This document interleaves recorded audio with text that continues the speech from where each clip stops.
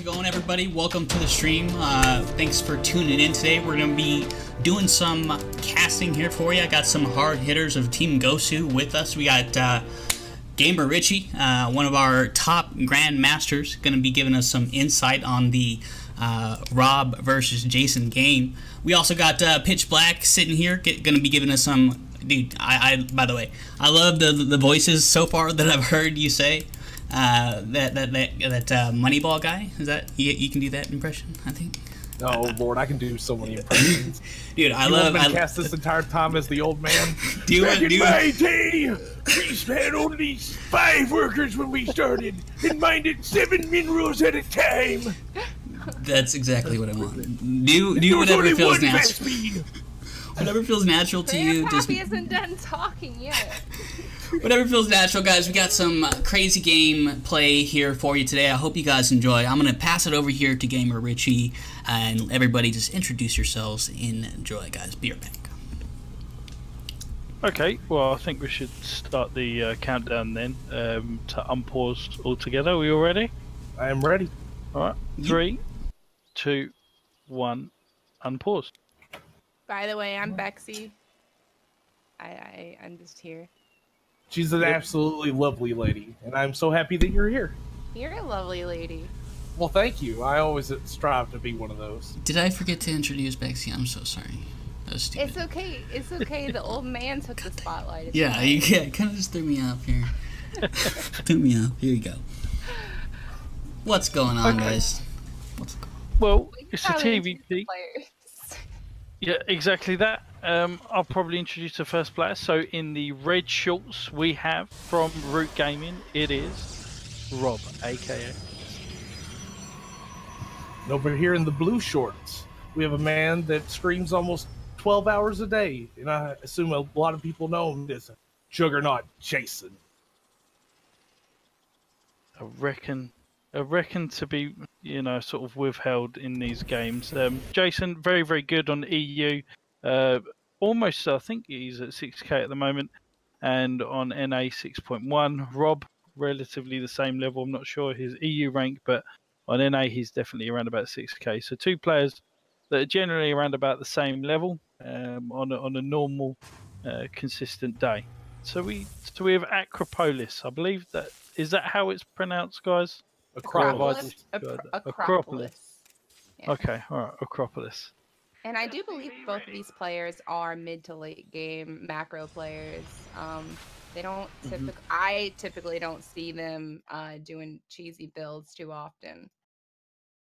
Yeah, absolutely. Jason always loves his quick 3cc builds and loves to play with the big armies. Now, on this map, Acropolis, God. Think I'm gonna try and get that. Like Superman, except Acropolis.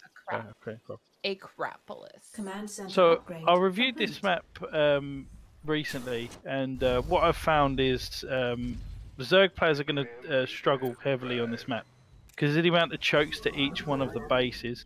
Don't know whether you can see my camera, but with Zerg, there's a natural progression, sort of a vertical expansion. And an easy 4th base to get. However, with Terran, all they're looking for is a lot of these choke points. Now, in TVP especially, it's all about the choke points. It's all about where and when you can attack your opponent. So, in terms of TVP, this 4th base is really vulnerable because of the amount of surface area that you can get. And obviously, we can now see the Reaper doing a little bit of harassment, but there's not much. There's not many areas to jump in. There's a Reaper spot, and I'll ping it on the map for everybody. And I don't think the ping works. In fact, we're not all in the replay, so it won't work.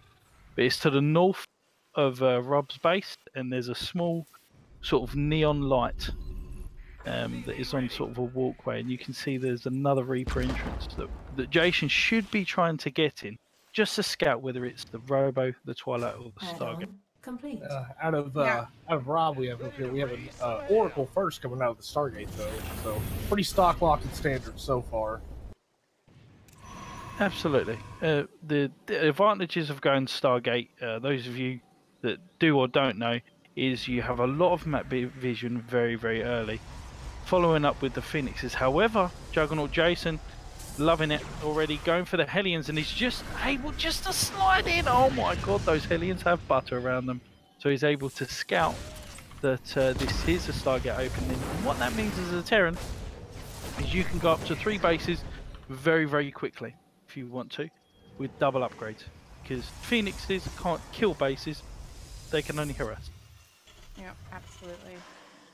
They give you enough critical harassment to really kick you out of the game, though.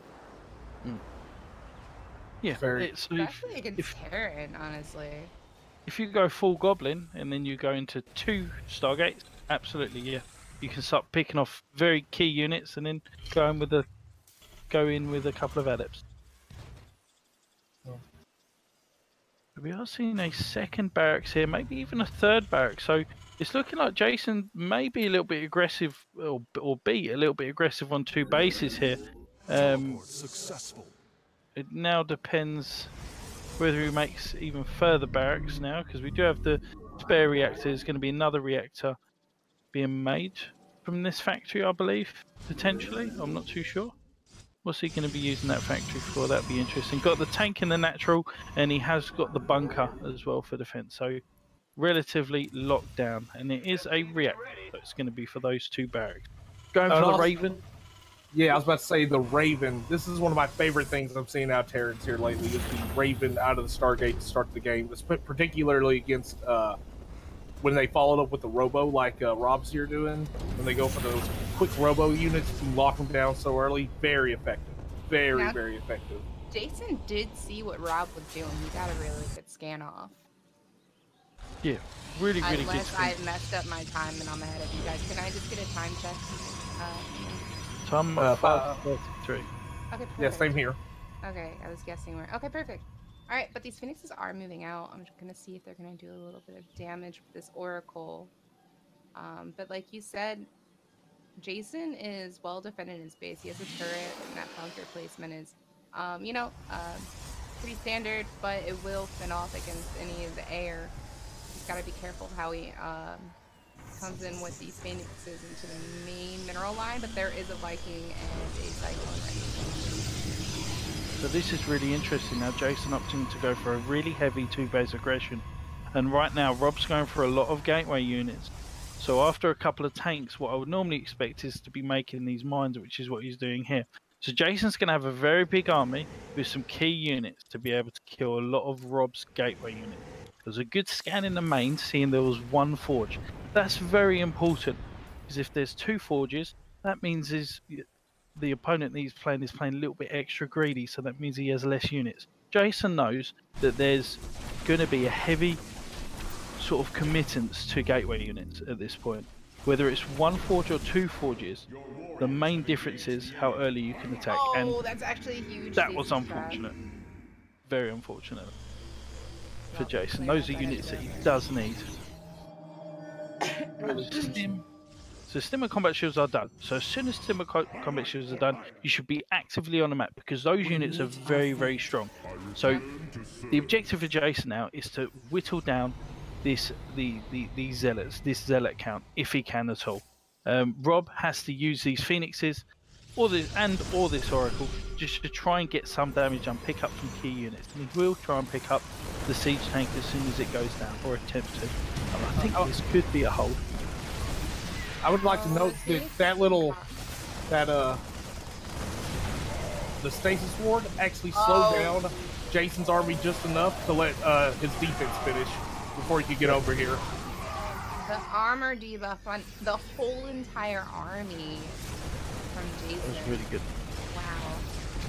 That was really good. And now the +1 armor is helping a lot. He's just now losing all of his Phoenixes, so Rob was actually in a great position, because he could have killed both of these. Really good from Jason here. Yeah, unfortunately he's not That's fine hits. he got a good split off. But he lost his air army, which could really be, useful against this Raven right here. Getting really nice Seeker missile hits off. Rob has not started his Psystorm yet. So what's really important here is Jason's whittled down this these gateway accounts. He notices the lack of the amount of stalkers his opponent has, and now he's opting to go for a main drop. So now obviously it forces Rob to start splitting units across. So this is where Juggernaut Jason will move back to his base. I mean, right now I would say the lead is to Rob. Rob successfully defended that third base. This is now Rob's game to lose. To be quite honest, so he should be trying to get a fourth base, trying to establish a map control or some map vision. He's seeing him sending a zealot out in the middle of the map. He can see the army attacking again, but he can't keep attacking into this choke because he's going to lose more than Jason. Meanwhile, At there's this time a zealot warping in the main base, getting a few SCVs so far. This buys Rob time. This is very important time. Look, the robotics bay is almost finished. So by the time Jason defends this warp prism and comes back, you could almost have a disruptor or a Colossus on the way. Yeah, getting a couple more SCVs. This did pull back Jason's army completely. And again, there is another really nice seeker missile off. But like you mentioned, you don't want to keep fighting in that choke point. So now that Archons are in play, it's going to be very crucial for Jason to split his army. Especially when Storm finishes, which just now started. But Colossus are in the production currently as well. So it's going to be very... Still no fourth base, and Rob hasn't taken that fourth base. So basically, right now, it's starting to switch to Jason's advantage because of mules. Now, so what you'll start to see is in the income, Jason start to increase. So it's now becoming a ticking time bomb, in fact, for Rob. If he takes one fight, and that fight is bad at all, Rob loses the game. Juggernaut Jason still has a little bit more economy, so he could recover, which is why he's going for these drops as well. He's trying to stop a fourth base, but he hasn't realised that there isn't a fourth base. And you can just see the Marine scouting. He's trying to have a look. He's trying to get that vision of, right, where's his army? What is he doing? But where's the fourth base? Obviously, that fourth base and all those minerals and all those resources are now into these two Colossus. Another thing that's going on in this game is because Rob never went for any stalkers to kind of pick off at his medevacs earlier, Jason's finally able to start going in and getting his, well, actually he's going to go into Vikings, which is probably a much better option due to the Colossus. Well, there's a Marine run by in the natural. This is really good. This could almost be game ending. Takes extended thermal lance out. That was a really good move. And do these stalkers have blink? No, so they cannot actually... Production. Oh, brilliant. Well, they can't kill the medevacs at the moment, and that's really good for Jason. Rob, I don't know, maybe neglected to get that blink. Maybe he wanted Colossus before blink. I don't really know what sort of build order he was going for, but Rob successfully defended. However, this is his push. This push has to do a lot of damage, if not end the game, because Jason is in all certain terms has got the better army right now. He's got the Ghosts, he's got the Vikings. He needs a very good concave, a good fight, hopefully near to where the new fourth base is for the Protoss. That would be good. Yeah, if Jason had 2-2 right now, he would definitely have a huge advantage over Rob, even more so than what he would have with delaying the thermal lance on the Colossus. Rubberbay has finished up and the upgrade will start again soon, maybe. But this was pretty all-in fight for both of them. Let's have a look at how many high Templars are. Is there any? Oh, beautiful EMP right there. Nice. There's no AoE left. All the Colossus are going to die, and as far as I'm concerned, Rob's going to lose absolutely everything, and this could spell the game for Jade. For Rob right now, he's killing everything. The Vikings are coming down, the Stalks are coming down. Rob's got nothing left. This was his fight. That was it. Look at the supply. It's 95 to 71. Great EMPs. The High Templar were completely nullified during that fight. There's no more AoE left. The Colossus died to the Vikings. You're very, very savvy at the end. Wow, that was awesome. That was an awesome ending. I feel that was very good. Now, positives and negatives to take away from this game. Rob needed to get this 4th base as soon as he defended that attack, because he was ahead in economy at that point. He can risk using 400 minerals at that point, while Jason was trying to get up that 3rd base himself. Therefore, he can produce even more High Templars if he's got the 7th and 8th gas. So that's quite important for that one. But Juggernaut Jason, very good. Done a heavy 2-base aggression, which forced Rob into an uncomfortable position of, well, I have to defend this, but at the same time I've got to keep my workers up and somehow try to expand, and Jason done very well. I honestly thought that Jason played extremely well this game. I felt like Rob had a moment, like you were saying, where he was really far ahead and just didn't do anything with it at all. Like, he started his 2nd forge, he never used it. He could have taken the 4th. He had the money. He just never used it. I feel like Jason knew that he was ahead because of the fact that he never even started 2-2. Like, isn't 2-2 like the crucial timing for Terran to be like, you know, flexing their muscles and stuff? A very common thing here lately I've seen from Terran is just to not get 2-2 at all. It's just get 1-1 and then go for it. Try to max out very quickly and try to get your Ghost or your Liberators, one of the two, up by maintaining your medevac count and just getting on top of the army. And just using that 1-1 to kind of steamroll the game. Right. Okay. What was really good was sorry, Ghostmaster. What was really good was the progression of build order. So he saw mass gateways. To Jason's mind, it was right. Let's get the Ghost Academy down. Let's get EMPs out. They're both good versus Zealots, and versus the potential of High Templars, which is very common with mass gateway build, because you've got so many resources remaining for the Zealots after you've used all the gases for the High Templars. So in terms of build order wise, this was spot on for Jason. He got the information he needed to make Vikings and Ghosts in the right order at the right time, and that was what ultimately won Jason the end fight into that concave, which wasn't good for Jason, but there was no storm, so it didn't really matter. Yeah, I was gonna say, what I like about this a lot is how Jason has all these Vikings just landed, like, peppered into his army. He doesn't have that many Marines. You know, he has those Ghosts and the Vikings and the additional, a couple Marauders with the medevacs. I mean, I just really enjoyed this game, guys, and I hope you guys watching enjoyed as well. Anything else you guys want to say about it?